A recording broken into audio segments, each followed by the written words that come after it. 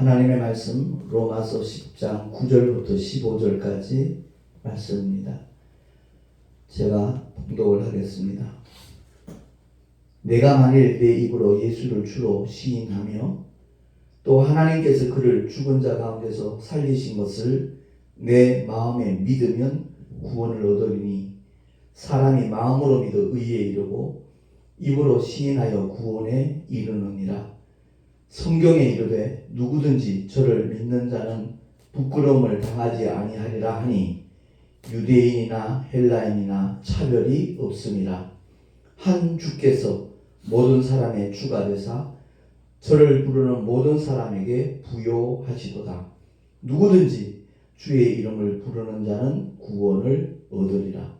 그런즉 저희가 믿지 아니하는 일을 어찌 부르리요? 듣지도 못한 일을 어찌 믿으리요?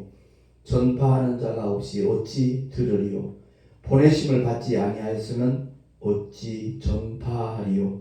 기록된 바 아름답도다 좋은 소식을 전하는 자들의 발이여 함과 같으니라. 아멘. 기도하겠습니다.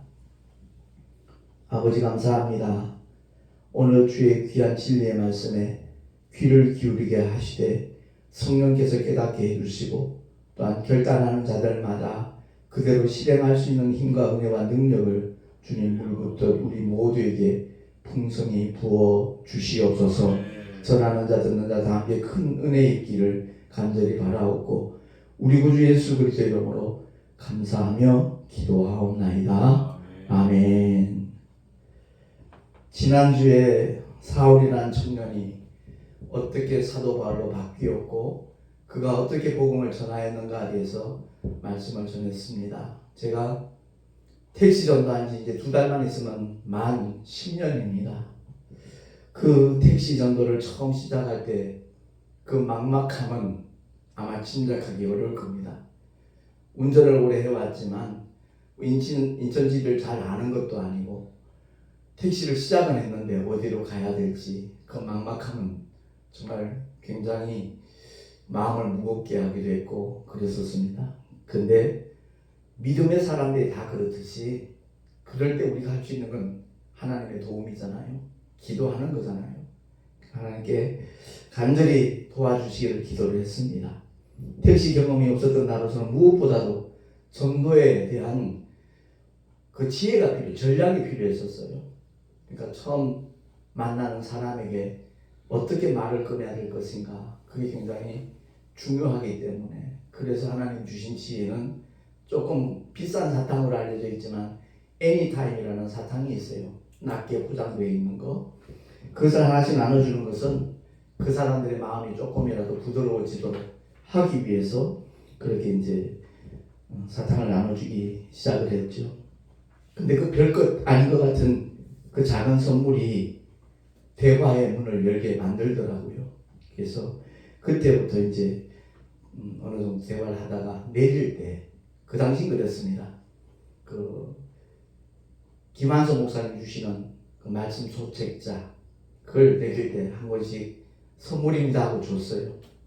뭐 특별히 긴 얘기를 나눈 것도 없고 일상적인 대화만 좀 하다가 그러다가 하나님께서 지혜를 주시기를 제가 한국기독교연풍에서 13년 동안 부흥사 활동을 했으니까 그때 말씀 전할 때 주로 함께 공유하던 간증들이나 은혜로운 메시지, 예화들 그것들을 나누면 좋겠다 하는 마음을 하나님이 주셨어요. 그래서 도착하는 거리에 따라 시간이 얼마나 걸릴지 거기에 따라서 가장 거기에 적당한 어울리는 예화를 골라서 이렇게 들려주기 시작을 했어요.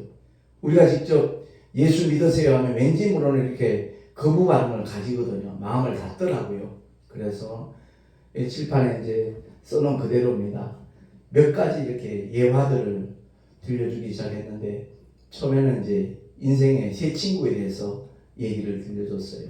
그러니까 요한복음 15장에 보면 주님이 우리의 친구라고 그러셨잖아요.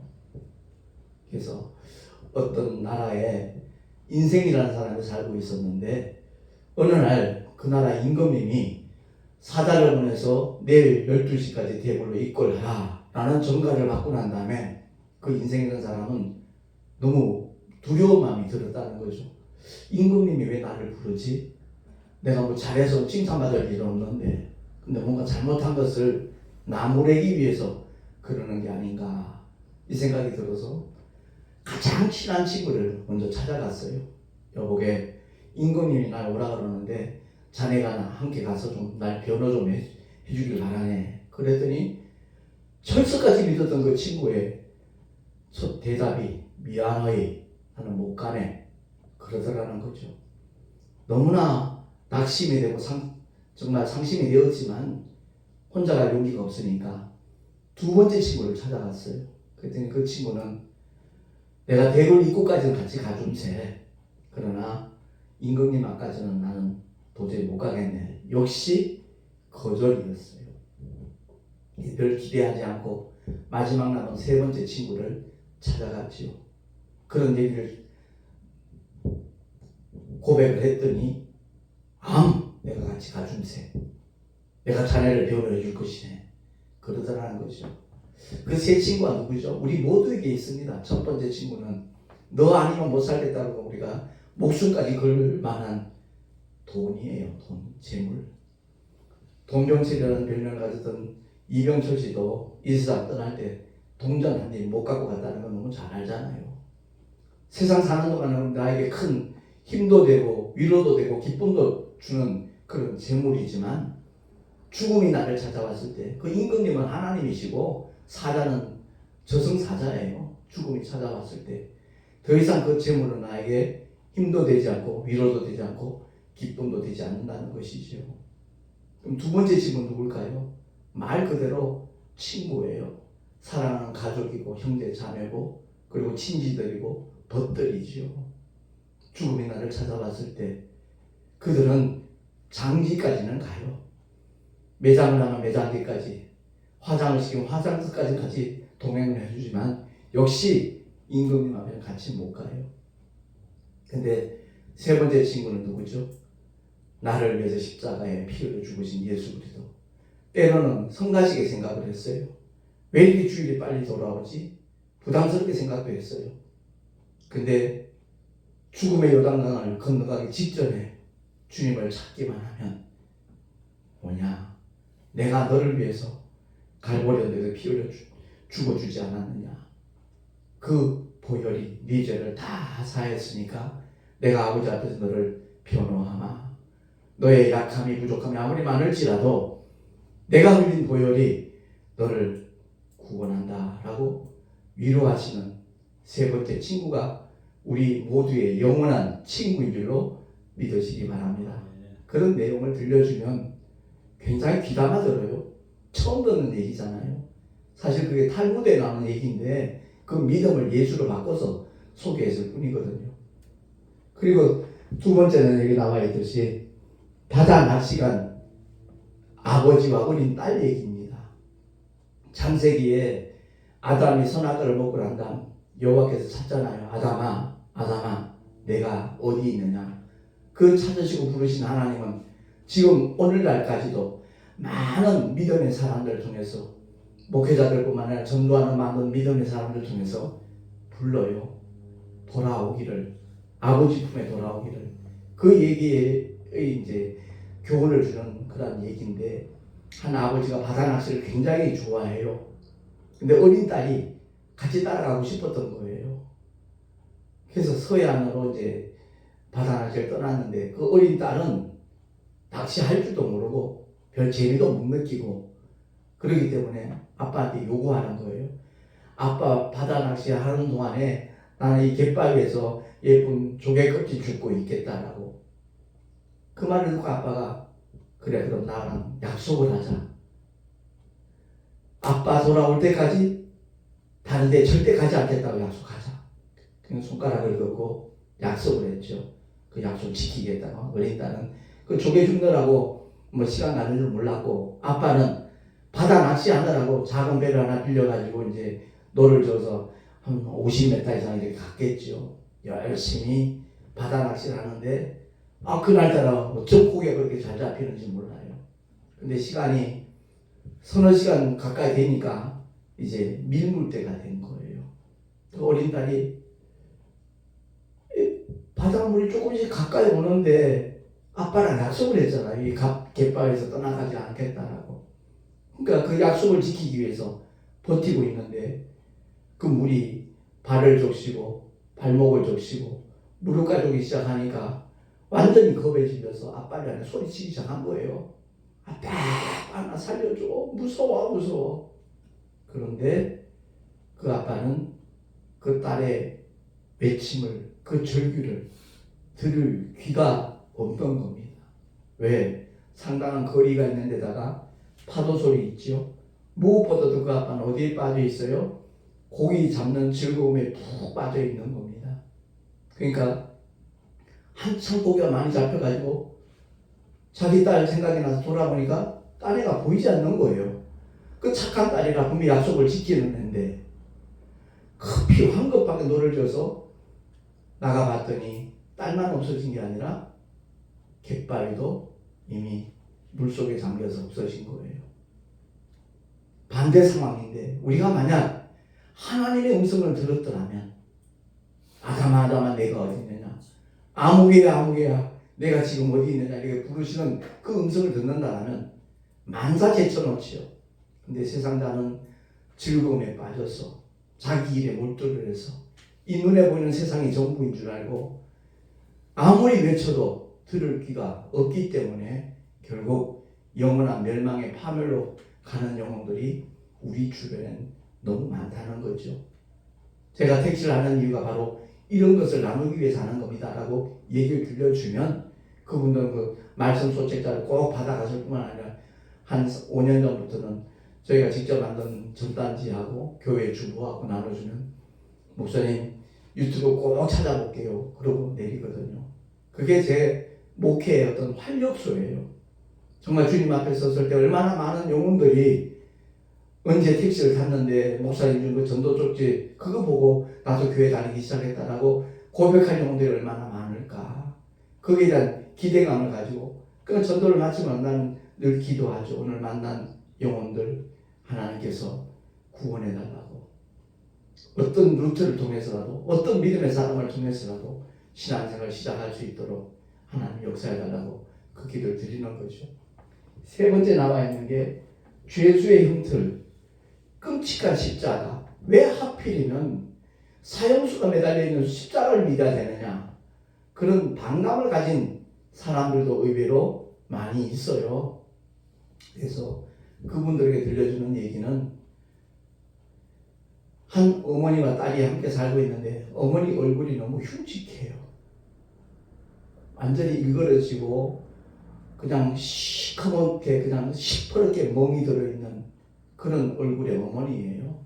그래서 학교를 입학하면서부터 그 어머니를 더 미워하기 시작했어요.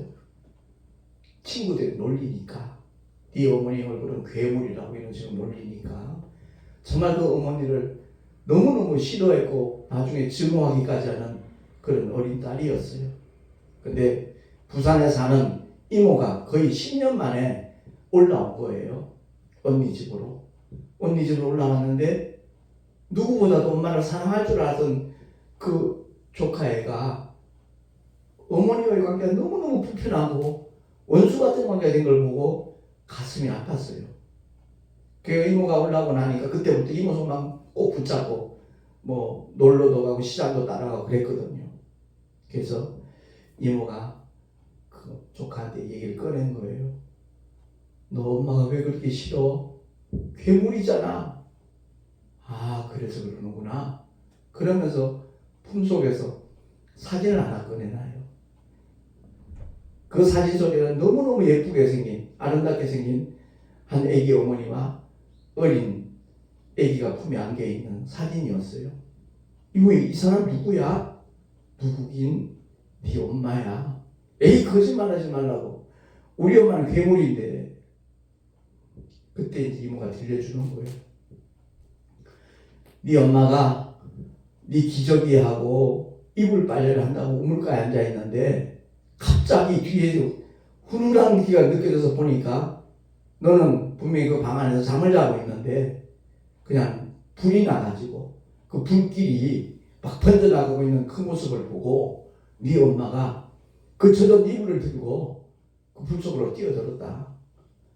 그래서 너를 감싸가지고 나오는데 그만 그 불기둥이 넘어지는 바람에 네 엄마 얼굴이 저렇게 흉측한 얼굴로 변한 거다. 그 말을 듣자마자 걔는 눈물을 흘리면서 부엌에서 이제 뭔가 또 맛있는 간식을 만들어 장만하고 있는 그 엄마 쪽으로 쫓아가면서 처음 천이 들고 처음 부르는 거예요. 엄마 그러고 부른 거예요. 그 엄마는 깜짝 놀랐죠. 이모가 부산 내려가고 난 다음에 어디를 가든지 그 딸아이는 그 엄마 손을 꼭 붙잡고 다니기 시작한 거예요. 십자가의 형틀 맞아요. 근데 왜 하나님의 독생자가 십자가를 지셨는가?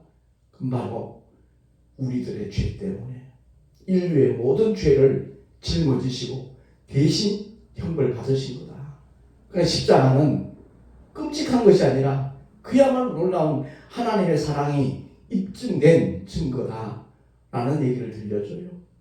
대다수가 그 메시지를 들으면요 반응이 달라져요. 교회에 대해서 많이 오해했네요.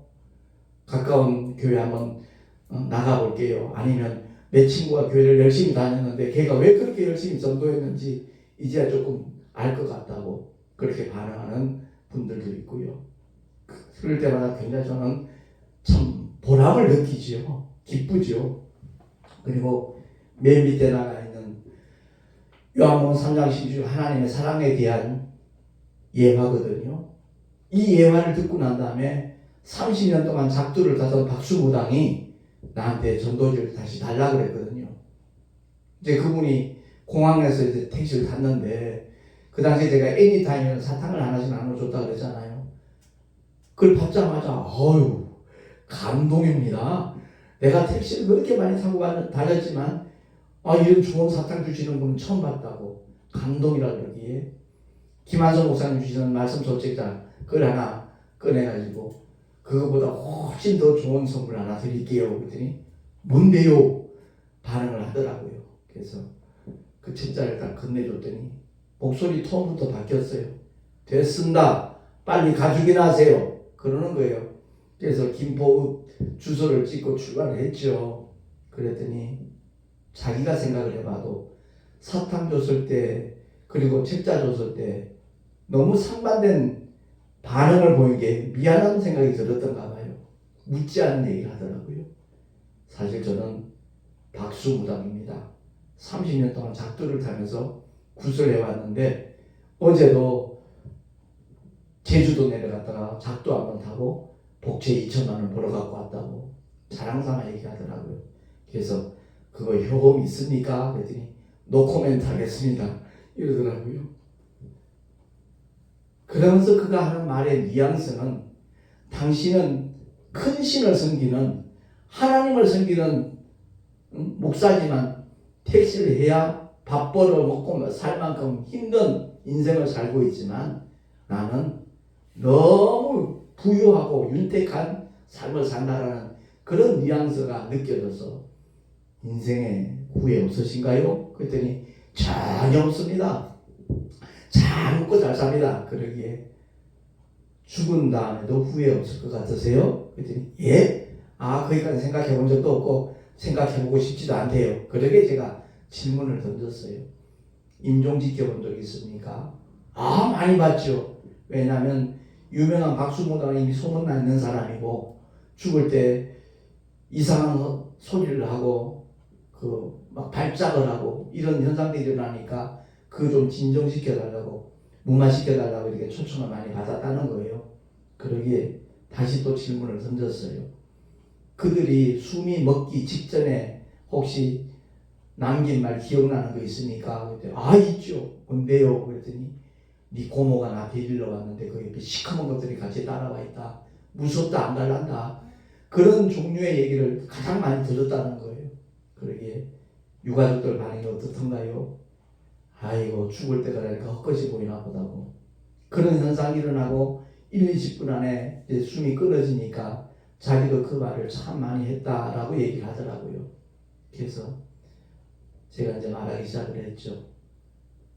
미안하지만 헛것이 보이는 게 아니라 그제서야 진짜가 보이는 겁니다. 살다가 죽으면 그만이지 천국이 어디고 지옥이 어디냐 큰 소리 뻥뻥 치던 사람들도 마지막 순간에는 어디로 간다는 것을 압니다. 그래서 그게 두려워서 너무 무서우니까 거기에 안 끌려가려고 안간힘 쓰고 버티다가 숨이 끊어지는 순간 팔다리는 완전히 나무 토막처럼 되는 겁니다. 이건 장의사들이 하는 얘기인데 교회 장례실 그들은 반긴다고 합니다. 이유는 수의를 입히는 것이 너무 쉽다는 거예요. 마치 자는 사람 옷 입히듯이 입히면 되는데 이상하게 불신자들은 팔다리가 완전히 그냥 굳어갖고 오니까 손목, 팔목, 어깨 그 관절을 막 꺾어서 풀어야만 수의를 입힐 수가 있어요. 더더구나 발목과 무릎 관절까지 꺾어 풀려면 보통 20분 이상 작업을 해야 되는데 별도로 수고비를 청구할 수 있는 부분이 아니다 보니까 자기들도 모르게 교회 장례식 그러면 반긴다고 한답니다. 그 말을 듣더니 물을 탁 치면서 이제서야 궁금증이 풀렸대요. 그래서 무슨 궁금증이요? 그랬더니 자기가 많이 굴려다녔다고 그랬잖아요. 좀 전만 해도 살이 물렁물렁했었는데 숨이 딱 끊어지고 난다면은 그렇게 사람 몸이 딱딱할 수가 없더라는 거예요. 너무너무 이상했는데 이제서야 그 궁금증이 풀렸다는 얘기를 하더라고요. 그래서 하나님 사랑에 대해서 잠깐 얘기해도 될까요? 그랬더니 들려주세요 그러더라고요. 그러면서 하는 말이 중학교 때까지 교회를 다녔다는 거예요. 그 사람이. 근데 하나님 말씀 들으려고 간 게 아니라 여학생 사귀기 위해서 이제 다녔다는 그 고백을 실토를 하더라고요. 그래서 하나님 말씀은 들어본 적이 별로 없다는 식으로 얘기를 하기에 하나님 사랑에 대해서 그럼 제가 들려드릴 테니까 한번 귀 한번 들어보시라고. 농한기에 한 농부가 예쁜 병아리를 사서 키웠는데 좁쌀 던져주면 삐약삐약 그 쪼아먹는 모양도 이쁘고 그 울음소리도 이쁘고 또 물을 종재기에 이렇게 담아두면 걔네들은 꼭 한 모금 목에 입에 이렇게 머금고는 하늘 쳐다보면서 삼키잖아요. 그 모습이 얼마나 이쁜지 시간 가는 줄 몰랐는데 한 일주일 지나고 난다면은 좁쌀을 줘도 아랑곳하지 않고 물도 먹지 않고 실음실 말터라는 거죠. 시골에 무슨 동물병원이 있는 것도 아니고 농부가 할 수 있는 일은 아무것도 없더라는 거죠. 대문밭 양지 쪽에 그 병아리 눕혀놓고 천하게 내려다보고 있는데 지나가는 동네 청년이 그 광경을 보고 아저씨 무슨 실험거리가 그렇게 많냐고. 그래서 내가 이만저만해서 이러고 있다네. 그러니까 그 병아리 살릴 묘책이 있다는 거예요. 귀가 번쩍 띄었죠. 그게 뭔가 그랬더니 아저씨는 막둥이요. 우리 막둥이 왜? 학교 가서 그냥 공부도 안 하고 말썽만 피고 싸움박질을 하고 속 썩어 죽겠다면서요. 그래 내가 그놈 때문에 늙어 그러다 그렇게 대답을 했더니 청년이 하는 말이 그 속 썩이는 아들 가슴팍을 쪼개가지고 심장에 뜨거운 피 한 방울만 병아리 입속에 넣어주면 거짓말처럼 살아날 거라는 그 말이 다 끝나기도 전에 농부는 벌떡 일어나가지고 그 청년 멱살을 붙잡고 내동댕이 치면서 야 이 미친놈아 정신 나간 애가 아닌 한 어떻게 자기 자신을 죽이냐. 하찮은 병아리 살리려고 맞는 말이잖아요. 그렇죠 그러더라고요. 그런데 이 우주 안에 그 정신 나간 일 같은 일을 하신 분이 한 분 계시다. 그분이 하나님이시다. 어떤 면에서 우리 인간은 병아리보다도 훨씬 못한 존재다. 거짓말 안 하고 해코지 안 하고 남 죽이지 않는다. 병아리는. 근데 사람은 때로는 이권 때문에 자기 감정 때문에 원한 때문에 사람을 죽이기까지 하지 않느냐. 그런 면에서는 병아리보다 정말 못난 존재임에도 불구하고 하나님께서 그런 인간들을 그런 죄인들을 살려주시기 위해서 하나 아버지 품속에 있는 독생자를 이 땅에 보내주셨다. 십자가로 보내셔서 심장에 뜨거운 피 한 방울이 아니라 물과 피를 다 쏟아주시기까지 우리를 사랑하신 사랑이 바로 십자가의 사랑이고 하나님의 사랑이다. 그랬더니 목적지에 도착을 했거든요. 한 가지 부탁이 있습니다. 그래요. 뭔데요? 그랬더니 처음에 저 주려고 했던 책자요. 저도 한 번만 주면 안 돼요? 이러더니 물론 드리죠. 그러고 이제 그걸 주고 헤어졌어요. 제가 그 당시 이제 한국기독교연풍회에서 저 열심히 활동할 때였거든요. 이제 원래를 맞추고 난 다음에 그때 이제 정기총회가 그랬을 거예요. 어느 목사님 이제 점심 식사를 하면서 물어요. 목사님 택시 전도하면서 제일 기억에 남는 어떤 에피소드 있으면 한번 들려달라고. 그러죠. 그러면서 박수부당 얘기를 했어요. 그때 우리 바로 옆 식탁에 국민일보 전병석 기자가 늘 취재하려고 동참을 했거든요. 귀담아 듣는 것 같더라고요. 그러고 난 다음에 박수부당 얘기 다 들려주고 난 다음에 이제 헤어졌지요. 3일이 지났어요.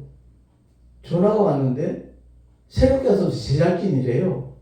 그러면서 한다는 얘기가 택시 전도하는 김정은 목사님 맞으신가요? 예, 그렇습니다. 그랬더니 박수무당한테 복음 전하는 얘기를 들려달래요. 그걸 어떻게 아시죠? 그랬더니 오늘 국민일보에 기사로 나왔던데요. 이러더라고요. 전병선 기자가 많은 믿음의 사람들에게 도전되는 그런 내용이니까 내 의사는 물어보지도 않고 그냥 기사화했더라고요. 그걸 보고 전화를 한 거예요. 그래서 그 간증 좀 해달라 그러기에 그러면 내가 택시 전도할 수 있도록 그 새소망교회 김한수 목사님, 그분이 이제 국토순례 전도단 그 일을 이제 이끌어 나가는 목사님인데 같이 출연하면 어떻게 했느냐 그랬더니 그러면 더 의미가 있겠다라고 그래서 같이 이제 방송을 나가게 됐거든요. 그래요. 제가 들려주는 얘기들이 사실 엄청 많습니다. 예. 왜냐하면 무무사 활동 13년 동안 들었던 목사님들의 그 간증들, 예화들 많잖아요. 그 중에 정말 의미 깊고 뭔가 감동이 될 만한 그런 메시지들을 이제 상황에 따라서 가는 거리에 따라서 이렇게 들려주고 했거든요. 그래요.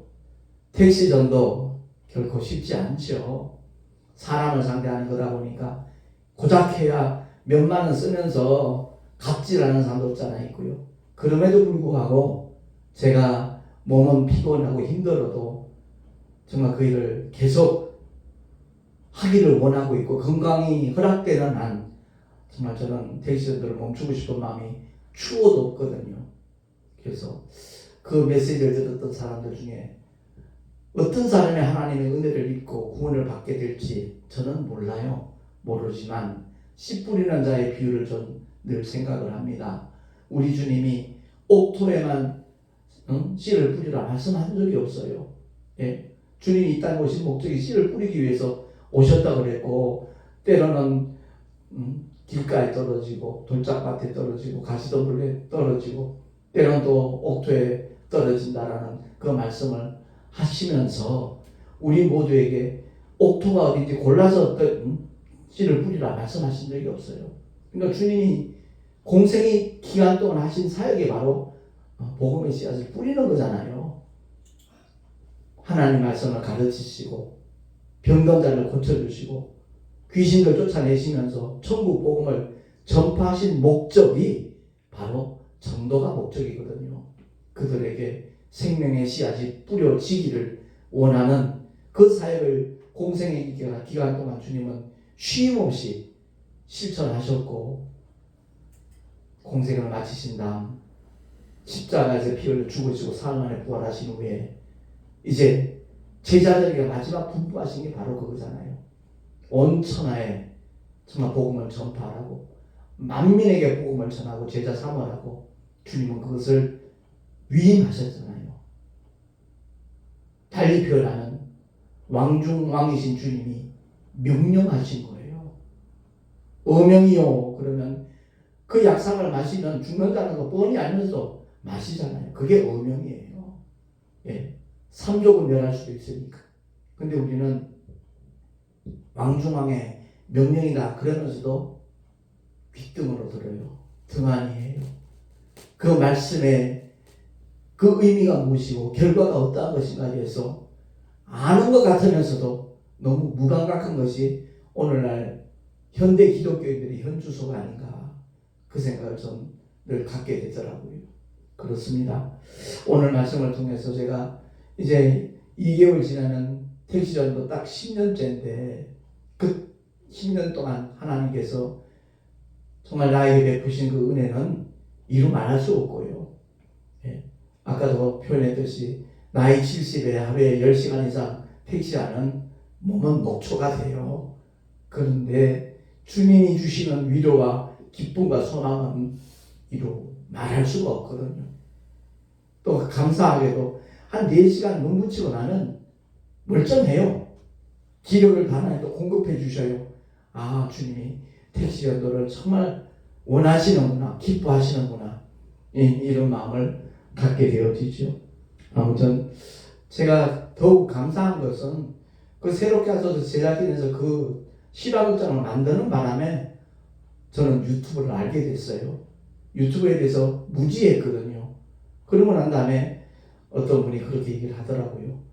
조회수가 그 당시에 17만, 18만 되니까 목사님 수입 짭짤하시겠어요 그러더라고요. 그래서 무슨 수입 그랬더니 광고 수입 들어오지 않냐고. 그래서 나는 그 소재로만 쓰임 받았을 뿐이지 제작한 곳이 CBS라 그쪽으로 아마 수입이 들어가는 걸로 알고 있다 그랬더니 좀 나눠주는 거 없어요? 이러더라고요. 그런 건 전혀 없다. 그랬더니 목사님 그러면 그 온누리교회 제가 이제 특강한 것도 있거든요. 진짜 나는 누구인가? 그걸 열어보더니 목사님이 직접 유튜브 활동을 하시라고 얘기를 해요. 어떻게 하냐 그랬더니 그냥 스마트폰으로 녹화해가지고 업로드 시키면 된대요. 그러니까 그걸 알고 나면 쉬운데 알기 전에는 굉장히 어려운 것으로 느껴지잖아요. 근데 경산에 이제 한의원 하시는 집사님이 한 번은 주일날 포항에 이제 가게 돼가지고 목사님 그 녹음 좀 해주세요. 기왕이면 한번 녹화를 하면 어떻겠는가 생각이 들어가지고 사실 녹화를 해가지고 올린 게 벌써 5년 몇 개월 됐네요. 그게 첫 번째 그 유튜브에 이제 업로드한 거예요. 되고 있을 때는 기껏해야 2, 30명밖에 안 봤는데 붙여놓으려고 하니까 혹시 수도권은 다르더라고요. 그래서 내가 또 전단지를 만들어서 소개를 해서 그런지 7월 중순 때는 1,700명이 봤더라고요. 그래서 아무튼 제가 민들레 홀씨 얘기를 가끔 합니다만은 그 민들레 홀씨가 바람에 날려 어디에 떨어지든 기후와 조건만 갖춰지면 똑같은 생명력을 나타내니까 이 복음의 메시지가 담겨져 있는 전단지와 유튜브를 소개를 해서 특정 다수지만 그들이 언젠가 하나님의 은혜를 덧입게 된다면 지옥이 아닌 저 천국에서 영원한 정말 복락을 누릴 수 있게 되지 않겠는가 그런 기대감을 가지고 끊임없이 이제 택시 전도를 하고 있는 겁니다. 제가 정말 이 메시지를 나누기를 원했던 이유 중에 하나는 동남아에서 이제 사역을 하고 있는 분들도 얼핏 그런 얘기를 하더라고요.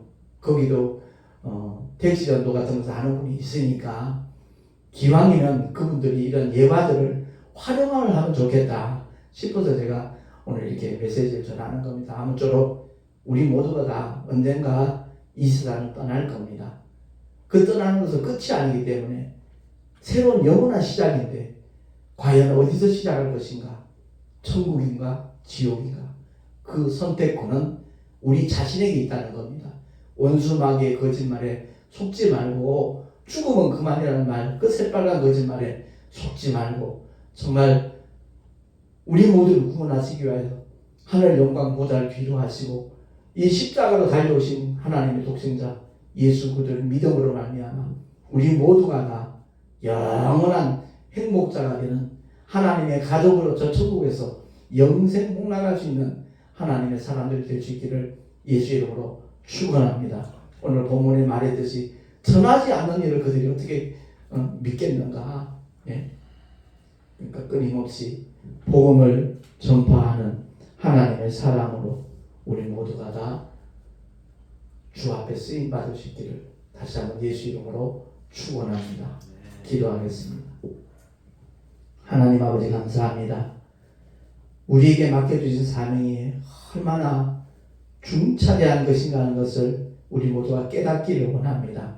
가슴으로 느끼기를 원하며 정말 주님이 위임하신 명령하신 복음 전파의 사역에 동참할 수 있는 하나님의 사람들이 다 되게 하여 주시옵소서. 우리 구주 예수 그리스도의 이름으로 감사하며 기도하옵나이다. 아멘. 교회 소식 주보를 참고하시기 바랍니다. 내일 모레 우리 총회 동아신학교 이사회 야유회가 강화에서 진행이 됩니다. 좋은 일기 달라고 기도도 해주시고 참여하는 모든 이사진들 그들이 정말 그리스도 예수 안에서 귀한 섬김을 통하여 참 신학교 학생들이 제대로 복음으로 무장을 하고 하나님의 종으로 이렇게 다듬어질 수 있는 일에 쓰임받을 수 있는 이사회가 되도록 기도해 주시면 대단히 감사하겠습니다. 그리고 이달 31일 날 11시에 사단법인 한국교회 총연합회 임원회가 있습니다. 위에서 기도해 주시기를 부탁을 드리고 11월 달에 또 정기총회가 있거든요. 그것을 준비하기 위한 임원회입니다.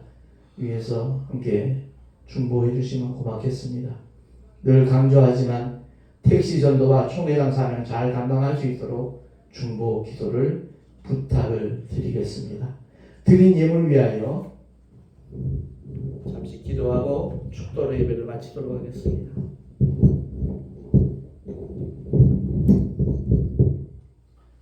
하나님 아버지 감사합니다. 주님을 예배하며 11조와 여러가지 모양의 감사의 예물과 주일 헌금을 드렸습니다.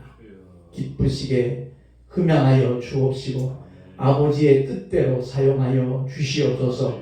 드린 손길들마다 복되게 하시고 하늘의 상급으로 쌓여지게 하시고 이 예물이 쓰여지는 곳에 생명의 씨앗이 복음의 씨앗이 뿌려지게 하여 주시옵소서. 우리 구주 예수 그리스도 이름으로 감사하며 축복하며 기도하옵나이다. 아멘. 이제는 우리 구주 예수 그리스도의 크신 은혜와 하나님 아버지의 영원하신 사랑하심과 보혜사 성령 하나님의 내주교통 인도하심과 축복하심이 주님이 맡겨주신 사명 감당하는 일에 정말 최선을 다하리라 다짐한 하나님의 사람들 머리 위에 그 가정과 자녀들과 경영하는 모든 일들과 선교 현장과 목회 현장 위에 지금으로부터 영원토록 함께 있을지어다. 아멘.